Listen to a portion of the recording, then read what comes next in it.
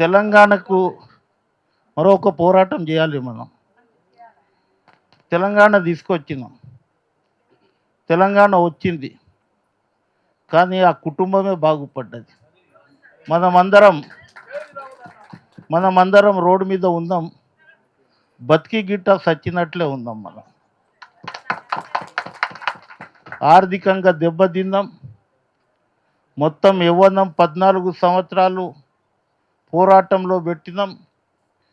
ఇంట్లో మన పిల్లలకు చూడలే, వాళ్ళ చదువులు ఏమవుతాయో అని పొద్దుగాలనే నా అక్కలు, నా చెల్లెలు, నాతోటి ఉద్యమకారులు, నేను 14 సంవత్సరాలు పనిచేసినది ఇంత కమిటీ కన్నా, నా మీద ఒక ఎఫ్ఐఆర్ లేదు. నేను ఉద్యమకారినా కాదా చెప్పండి. అట్లా మీ మీద ఎఫ్ఐఆర్ లేకుండా మీరు చేసిన పనులు నాకు తెలుసు. 400 బాబు ఆగుబాబు 400 మండలాలు, 119 నియోజకవర్గాలు.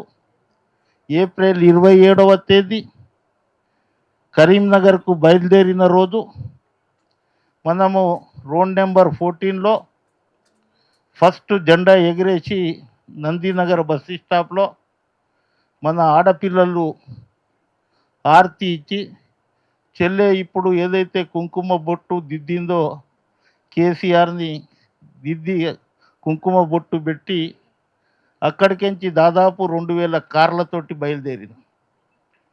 నేను ప్రతి మండల, ప్రతి జిల్లాల ఒక 10 మంది ఉద్యమకారులను గుర్తుపెడతా, అందులో డౌట్ లేదు. ఉద్యమం చేసేటోళ్ళు ఇప్పుడు ఇంకో ప్రాబ్లం వచ్చింది. మీ అన్నగా, మీ తమ్మునిగా, ఉద్యమకారుదిగా ఈ 3,50,00,000 మంది అందరూ ఇప్పుడు ఉద్యమాల్లో అయిపోయారు. మేం పని చేసినాం అనేది మొదలైంది. మేము గుర్తిస్తాం, గుర్తించి ఎవరిని పిలవాలో ఎవరిని పిలవద్దో, ఎన్ని సంఘాలు ఉన్నాయో నిన్ననే నేను చెప్పిన, నిన్ననే కొట్లాడినాం నేను శోభన్ రెడ్డి. ఎక్కడైతే తెలంగాణ ఉద్యమం అయిందో సెక్రటరియట్లో ఇస్తామన్నారు మాకు ఆఫీస్. ఎక్కడైతే ఉద్యమం ప్రారంభమైందో అక్కడనే మా ఆఫీస్ ఉండాలి. అక్కడికించే ఉద్యమకారులు గుర్తింపు కావాలి, వారికి న్యాయం జరగాలి, అక్కడ ఆఫీస్ ఉండాలి అని ఇవాళ మన సెక్రటరియట్ ముంగట అమరవీరుల స్తూపం జ్యోతి ఉంది, ఆ ఆఫీస్ని తీసుకోవడం జరిగింది. ఇప్పటి నుంచి మీరు ఈ హాల్లో ప్రెస్ క్లబ్లో మీటింగ్ పెట్టుకునే అవసరం లేదు. అక్కడనే పిలుస్తాం, అక్కడనే మీటింగులు పెడతాం, అక్కడనే మీతోటి 4-5 గంటలు కూర్చొని అందరి బాధలు సాధకాలు వింటాం. నేను ఇవాళ హాయిగా నిద్రపోతా మిమ్మల్ని చూసి. ఎందుకంటే ఇవాళ 10 సంవత్సరాలు మనము తెలంగాణ తీసుకొచ్చినాం, రాష్ట్రం ఏర్పడ్డది, చెట్టుకొకడు గుట్టకొకలమైనాం. మేము ఉద్యమకారులమని ఒకళ్ళకొకరు కలిసినప్పుడు బాధపడ్డాం. కానీ ఇవాళ ముఖ్యమంత్రి గారికి, రేవంత్ రెడ్డి గారికి, కాంగ్రెస్ పార్టీ ప్రభుత్వానికి, మంత్రులకు అందరికీ నేను ఉద్యమాల తరపున, మీ తరపున ముఖ్యమంత్రి గారికి ధన్యవాదాలు తెలుపుతున్నా. ఈ కమిటీ వేసి మన అందరినీ ఒక జాగాలో చేయడం చాలా చిన్న విషయం కాదు. అదే కమిటీ ఏర్పడకపోతే మనం కుమిలి బాధపడి ఆ బంగ్లాను చూసి, నేనన్నా ఇద్దరము కార్లో పోతే అన్న వచ్చే గవర్నమెంట్ మనదే, ఈ గడిలను కూలగొడదాం, నీవు ఎక్కడ మన ఎల్బీ స్టేడియంలో ప్రమాణ స్వీకారం చేయగానే ఆ కంచెలను మొత్తం తీసి పక్కకు పెడదామన్నాం. కంచెలను తీసినాం, ఆ రోజు హాయిగా పండుకున్నాం. ఇవాళ మీ మాటలు, మీ తూటలు, ఇవాళ ఒక్కొక్కరు మాట్లాడితే ఝాన్సీ లక్ష్మి, రాణి రుద్రమదేవి, ఒక ఉద్యమకారుడు భగత్ సింగ్, సుభాష్ చంద్రబోస్ లేక మాట్లాడుతున్నారు. వారికి మీకు అందరికీ కమిటీ తరఫున ధన్యవాదాలు తెలుపుతున్నా. మా మీద చాలా పెద్ద బాధ్యత ఉంది.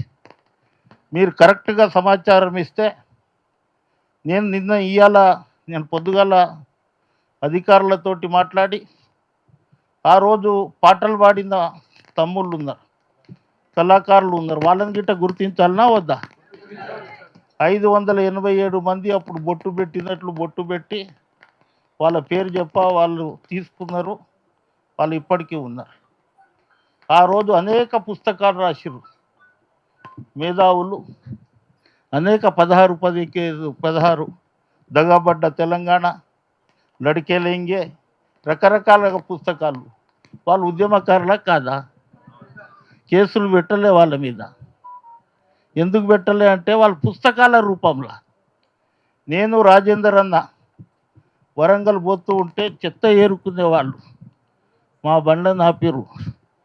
సార్ మేము జై తెలంగాణ అంటున్నాం, మాకు గిట్ట ఒక సంఘం కావాలంటే చెత్త ఏరే సంఘం పెట్టుకోండి అని చెప్పినాం. వాళ్ళు గిట్ట పెట్టుకో. ఆ సంఘాలు, నేను చాలా సంఘాలను గుర్తుపెడతా. ఎప్పుడన్నా రోడ్ రోకో రాస్తారోకో వంట వార్పు ఉంటే చెత్త తీసుకొచ్చి ఆడ బొయ్యి మంద పోసిన చెత్త వాళ్ళు గిట్ట చెత్త ఏరుకునేవారు వాళ్ళ వృత్తి, వాళ్ళని గిట్ట గుర్తిస్తాం. మిమ్మల్ని అయితే ఎట్లన్నా గుర్తిస్తాం. ఎంఆర్ఓకు అక్కడికించి అప్లికేషన్ తెప్పిస్తాం. వీళ్ళంతా ఉద్యమకారుల కాదా? ఆ రోజు కొట్లాడిండా కొట్లాడలేదా? పేపర్ స్టేట్మెంట్ అంతా ఉంటుంది కదా. ఎంఆర్ఓకించి కలెక్టర్కించి రిపోర్ట్ తెప్పించుకుంటే మాకు కొంత ఇది అవుతుంది. బైండ్ ఓవర్ కేసులు 151 సిఆర్పి కింద అటువంటి నేను అంటున్నా కదా, 14 సంవత్సరాలు ఒక్కట్లేదు నా మీద. ఒకరోజు వైఎస్ రాజశేఖర రెడ్డి చచ్చిపోయిన తర్వాత రోషయ్య ముఖ్యమంత్రి అయింది. బంజారా నగర్ జై తెలంగాణ, ఈడ శేఖర్ ఉన్నాడేమో, చంద్రశేఖర్, బంజారా నగర్ తెలంగాణ రాష్ట్రం అని రాసేసిన. మొత్తం పొద్దుగాల బ్యానర్ ఐటమ్ వచ్చింది, అది వార్తల. ముఖ్యమంత్రి పిలుపు వచ్చింది. రాజేందర్ అన్న రాత్రి 9:30కు ముఖ్యమంత్రి పిలుస్తుండు, నీకు మనం పోదాం తప్పి అంటే నేను రాజన్న ఎన్కౌంటర్ గిట్ట చెప్పగలడు ముసలోడు. కొంత భయమైంది కానీ ధైర్యం ఉంది. ఇప్పుడు ఒక మిత్రుడు అంటుండే, మా కరీంనగర్ మిత్రుడు, మేము ఉద్యమంలో పనిచేస్తాం, ఎవరికి భయపడం. ఆ 14 సంవత్సరాలు ఎవరిని భయపడకుండా తెలంగాణ గురించి కొట్టాడినాం. ఆ రోజు రాత్రి 11:30కు, నేను అబద్ధం చెప్తలేను, ముఖ్యమంత్రి ఇంటికి పోతే నీవే నా రాములు నాయక్ అంటే అవును సార్ అన్న. ఇగో ఇగో ఈ కుర్చీలో కూర్చోవా, లేవా నా కుర్చీలో కూర్చో అన్నాడు ముఖ్యమంత్రి. ఆయన కుర్చీలో కూర్చో. ఇది ముండ్ల కంపవా, ఇది మా వాళ్ళు సరిగ్గా ఉంటలేరు నాతోటి, అక్కడ ఏఐసిసి సరిగ్గా ఉంటలేదు. నువ్వు రాష్ట్రం రాస్తావా, వాళ్ళు అడుగుతున్నారు నాకు అది మాట చెప్పొద్దు. కానీ ఈడ చిదంబరంతో చెప్పించాం కదా, ఇస్తాం. కానీ లాస్ట్లో మొత్తము పెద్ద అయిన ముఖ్యమంత్రి కాఫీ తాగుతా, జ్యూస్ తాగుతా అంటే మజ్జిగ తాగుతా సార్ అన్న. స్వీట్ తీసుకొచ్చిండు, కోమటి సెట్లు స్వీట్ ఎక్కువ తింటాడు. షుగర్ ఉంది సార్, నేను తిన్నా అన్న. అయితే తిను, నేను ఇస్తున్నా, ఏం కాదు అన్నాడు. తిన్న తర్వాత ఒక మాట చెప్పిండు, తెలంగాణ వస్తుందని మాకు నమ్మకం ఉంది, తెలంగాణ ఇస్తుంది సోనియా గాంధీ అని. చనిపోయిన రోజు ఆయన ఇంకా బతికి ఉన్నాడు, ఆ రోజు ముఖ్యమంత్రి ఉన్నాడు. తెలంగాణ వస్తుంది, తెలంగాణ మేము గిట్ట చూస్తాం, తెలంగాణ వచ్చిన తర్వాత మీరు బాగా మాకంటే ఎక్కువ బాధపడతారని ఆ రోజులలో ఆయన చెప్పిండు. ఇంకా ఏం బాధ ఉంటుంది సార్? తెలంగాణ వస్తుంది, మేము బుగ్గకారులా తిరుగుతాం, ప్రభుత్వం డీజిల్ తిరుగుతాం, నీ లెక్క కుర్చీ మీద కూర్చుంటామన్నా. కలలుగానే మిగిలిపోయినాయి. ఉద్యమకారులకు గుర్తింపే రాలే. ఏడకు పోయినా, ఏ పెండ్లిలో కలిసినా, సావులో కలిసినా ఒక 10 మంది మాట్లాడుకునేటోళ్ళం. కానీ ఇవాళ ప్రభుత్వం కమిటీ వేసి ఇటువంటి సభలు సమావేశాలకు మమ్మల్ని మీరు పిలిచినందుకు మేము అందరికీ ఒక ఉద్యమకారుని, తర్వాత కమిటీ మెంబర్ని. అన్ని జిల్లాలు తిరుగుతాం. నేను డాక్టర్ సాబ్ సీనుకి చెప్తున్నా, మీ జిల్లా అధ్యక్షుల ఫోన్ నెంబర్లు, మీ ముఖ్య కార్యకర్తలు మా దగ్గర లిస్ట్ ఉంటే మేము బయలుదేరే ముందు ఒక 4 రోజుల ముందు సమాచారం ఇస్తే వాళ్ళకి గిట్ట తృప్తి ఉంటుంది. ఎక్కడ భోజనం చేయం, ఉద్యమకారుని ఇంటికి పోతాం. పచ్చి పులుసు పెట్టిన అది ప్రేమగా ఉంటుంది. ఇవాళ రేపు వచ్చిన వాళ్ళు బిర్యానీ పెట్టిన తిన్నాము, మా ఉద్యమకారుల ఇంట్లోనే తింటాం.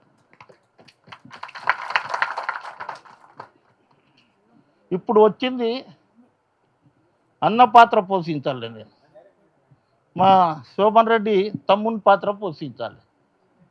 మీ అందరినీ 2 కళ్ళు చూసుకోవాలి. మేము ఒక కన్నుతోటి చూస్తే కాదు, 2 కళ్ళు ఉంటేనే కరెక్ట్ ఉంటుంది. మీరు కరెక్ట్ సమాచారం ఇవ్వండి. ఎవరైతే పని చేయలేదో కరాఖండిగా చెప్పండి. 3.5 కోట్ల మంది నేను చేసిన ఎన్ని సంఘాలు పుట్టుకొచ్చినాయి అంటే కమిటీ అయిన తర్వాత నాది ఫలాని సంఘం, నాది నువ్వు ఎప్పుడుందో భయాన్ని నేను ఎక్కడ కనిపించినావు నువ్వు?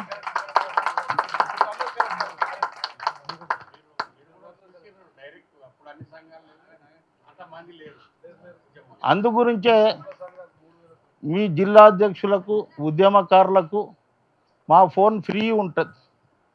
మీరు మిస్ కాల్ ఇవ్వండి, నేను మాట్లాడతాను. నా ఫోన్ రాసుకోండి, అన్న ఫోన్ రాసుకోండి. నేను నంబర్ చెప్తా తర్వాత. ఇప్పుడు మీటింగ్ ఇవ్వండి, ఇప్పుడే రాసుకోకండి.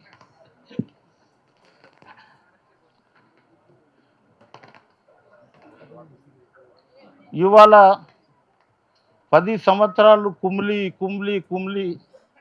ఇంట్లో తిట్టులు తినడం, మన పిల్లల చదువు సరిగ్గా పోలే.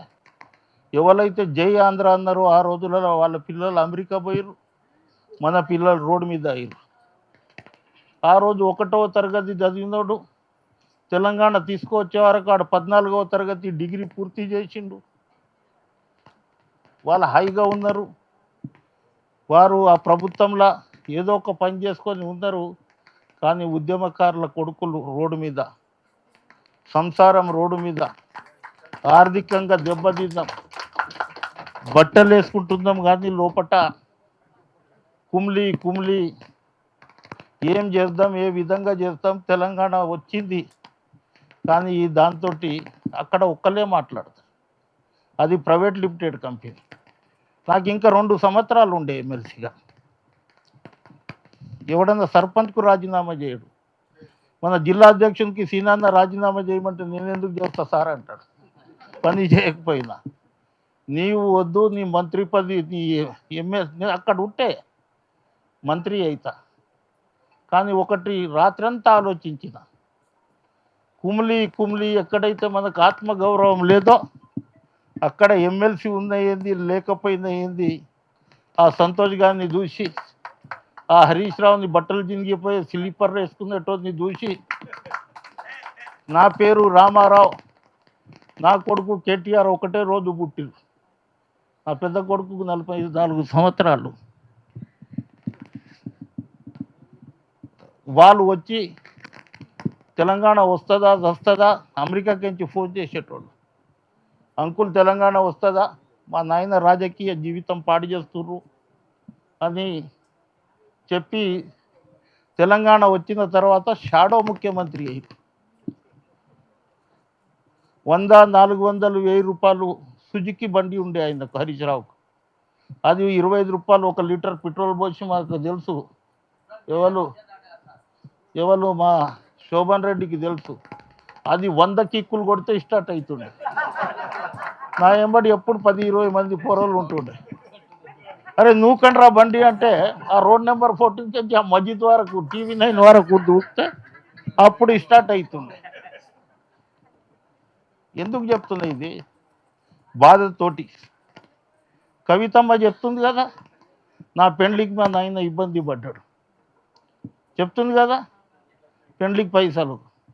ఇదే సంతోష్ పెండ్లి ఉంటే, అన్న రూపాయి లేదు, రేపు ఉదయం పెండ్లి ఉంది, ఏమన్నా చేయంటే రాత్రి 2 గంటలకు 2 లక్షల రూపాయలు ఇచ్చి వచ్చాం. వాళ్ళు ఇవాళ 2 లక్షల కోట్లకైనా వాళ్ళైనరు. మనం 2000 రూపాయలు డీజిల్కించి ఇబ్బంది పడుతున్నాం.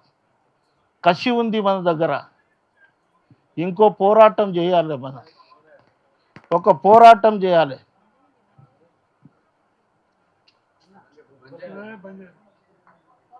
ఆ రోజు గద్దారన్న అన్నాడు, జర బంద్ అవుతామే.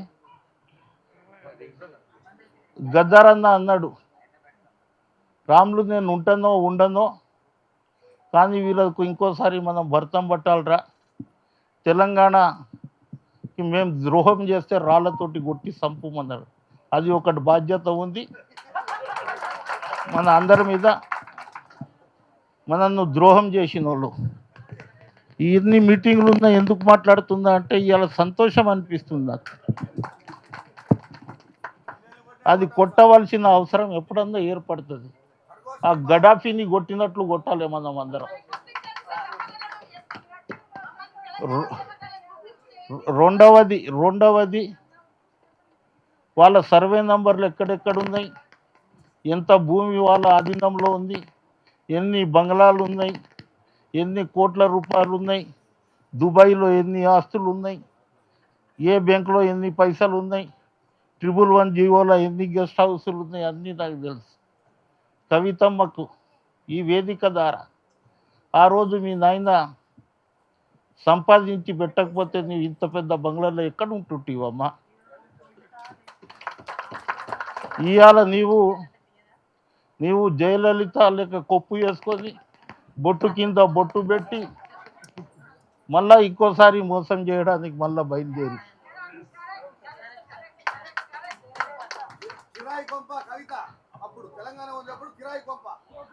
ఆ రోజులలో 20,000 రెంట్ వెళ్ళకపోతే 2-3 నెలల రెంట్ నేను కట్టేటో.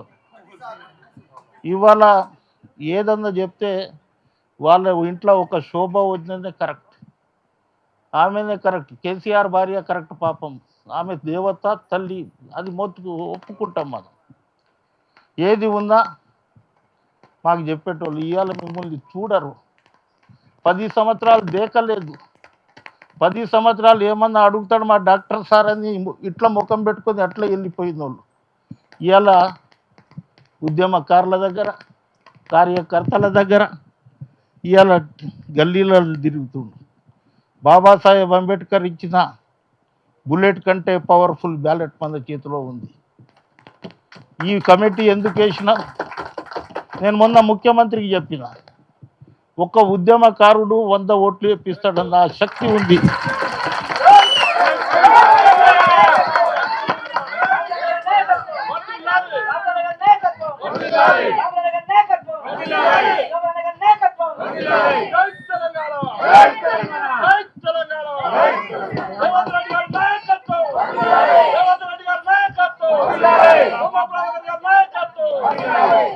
మళ్ళా మనం అధికారంలో రావాలంటే ఉద్యమకారులను గుర్తించాలి, వారికి న్యాయం చేయాలి, ఆర్థికంగా ఇది చేయాలి.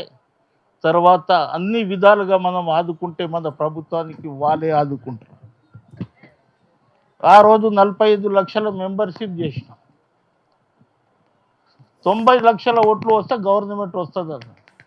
92 లక్షల ఓట్లు వచ్చినాయి, 66 మంది గెలిచింది. ఇప్పుడు ఉద్యమకారులు మనకు తోడైతే ఒక 10-15 వేల మంది ఉద్యమకారులు ఉన్నారు నాకు తెలుసు. ఓకే, ఎక్కువ ఉందా అయితే అంత డాటా ఉంది. ఏ ఉద్యమంలో పనిచేసి అయినా బైండ్ ఓవర్ అయినా అయినా గిట్ట ఉద్యమకారుడే. జైలుకు పోతేనే ఉద్యమకారుడు, జైలుకు పోకపోతే ఉద్యమకారుడు కాదు. ఎఫ్ఐఆర్ అయినా పోలీస్ స్టేషన్లో బ్యాండ్ ఓవర్ అయినా పొద్దుగాల తీసుకుపోయి సాయంత్రం వదిలేసిన నేను అన్నా నా మీద ఒక ఎఫ్ఐఆర్ లేదు. ఎక్కడన్నా బంద్ చేస్తే ఒక వ్యాన్ పోలీస్ వచ్చి ఇంట్లో ఉంటుండే, నాకు ఇంట్లోకించి బయటికి వెళ్ళనీయక ఉంటుండే. అంటే హౌస్ అరెస్ట్ ఇలా ప్రొఫెసర్లు ఉన్నారు, వాళ్ళ మీద ఒక కేసు లేదు. వాళ్ళు ఉద్యమం నడిపించారు. మన శోభన్ రెడ్డి అన్నట్లు వకీళ్ళు జడ్జులు వచ్చిర్రు, రోడ్ల మీద డాక్టర్లు వచ్చిర్రు, సింగరేణి కార్మికులు వచ్చిర్రు. కేసీఆర్ నాకు ఒక మాట అన్నాడు, తమ్మి ఆర్టీసీ ఎన్ని రోజులు ఉంటుంది చెప్పలేమన్నా అన్న.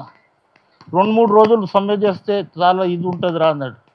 2-3 రోజులు కాదు, తెలంగాణ వచ్చే వరకు ఒక చక్రాలు కదలలేదు. వాళ్ళు గిట్ట ఉద్యమకారులే ఆ రోజుల్లో. విద్యార్థులు పాటలు పాడి కాళ్ళకు గజ్జలు కట్టిన వాళ్ళు, నా అక్క చెల్లెలు వంట వార్పు రోడ్డు మీద చేసిన వాళ్ళు, రోడ్ రోకో రస్తా రోకో అనేక కార్యక్రమాలు చేసినాం. అందరినీ న్యాయం చేస్తామని ఈ సభాముఖంగా మా మీద మీరు నమ్మకం పెట్టండి.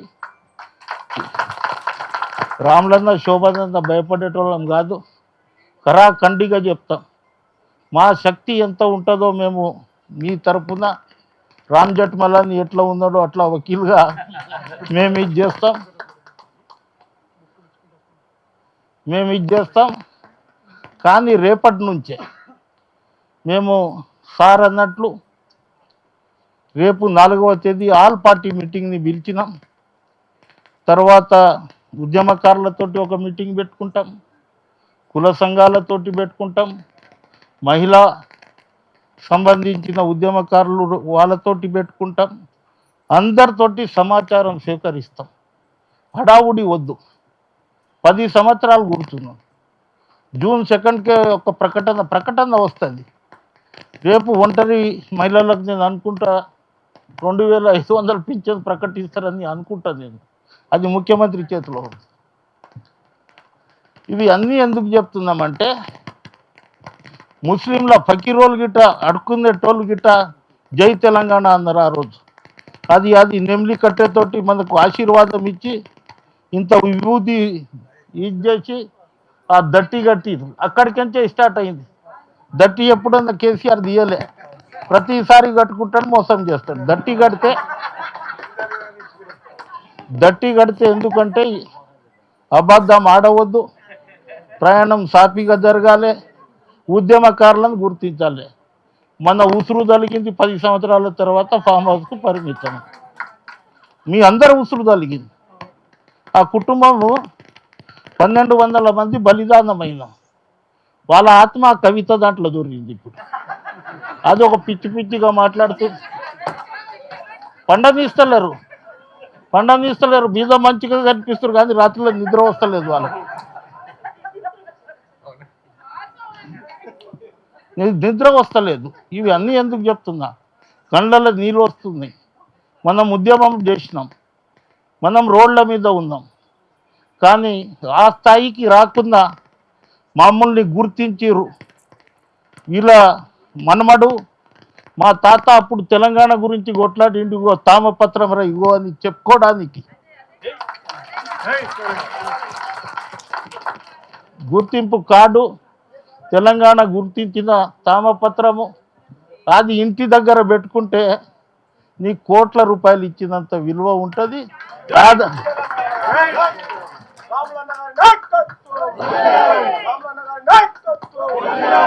దాంతో నేను శోభన్ రెడ్డి కొంత ఆర్థికంగా కొంత ఏ విధంగా మాతోటి అయ్యేది మేము ప్రభుత్వం దృష్టికి తీసుకుపోతాం. ముఖ్యమంత్రి చేయాలనే తపన ఉంది, ఏదో చేయాలి వాళ్ళకి, లేకుంటే కమిటీ ఎందుకు వేస్తాడు. అందు గురించే అన్ని జిల్లాలు తిరుగుతాం, అన్ని ఎంఆర్ఓ ఆఫీసులో గిట్ట అప్లికేషన్ ఫామ్స్ ఉంటాయి. మీరు అక్కడ ఇచ్చేస్తే ఇక్కడ వచ్చి ఇచ్చే అవసరం లేదు, అక్కడికి నుంచి మేము తెప్పించుకుంటాం. త్రో కలెక్టర్ ద్వారా వస్తుంది. అక్కడ ఎవరు ఆ మండల్లో ఆ గ్రామంలో ఎవరు చేసిండు ఎవరు చేయలేదనే సమాచారం వస్తుంది. అన్నట్లు మొన్న సర్వేలో ఒక ఫామ్లో ఉద్యమకారుడు చనిపోయిండా, మరణించిండా, కుటుంబంలోకి తెచ్చి జైలుకు పోయిండా, లేకుంటే ఏమైనా కేసులు అయినాయి, అది అన్నీ ఉన్నాయి. నిన్న తెప్పించుకున్నాం. ఇటువంటి మీటింగ్లు జిల్లాలో ఒకటి జరగాలి. జిల్లాలో ఇంత దూరం రావాల్సిన అవసరం లేదు. ఇప్పుడు నేను కరీంనగర్ జిల్లా వచ్చినాను. కరీంనగర్ టౌన్లో పాత 10 జిల్లాలు ఉమ్మడి జిల్లాలు అనుకుందాం. ఉమ్మడి జిల్లాలు మొత్తం తిరిగి మీకు న్యాయం చేసే వరకు పోరాడుతూనే ఉంటాం, పోరాడుతాం.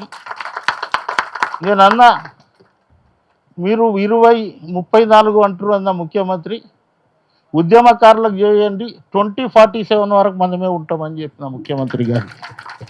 ఈ వారంలో 3-4 సార్లు కలిసిన పేపర్లో వచ్చినాయి. రేపో ఎల్లుండి మా కమిటీ పోతుంది, ఇక్కడ జరిగిన విషయాలన్నీ డిస్కస్లో చేస్తాం.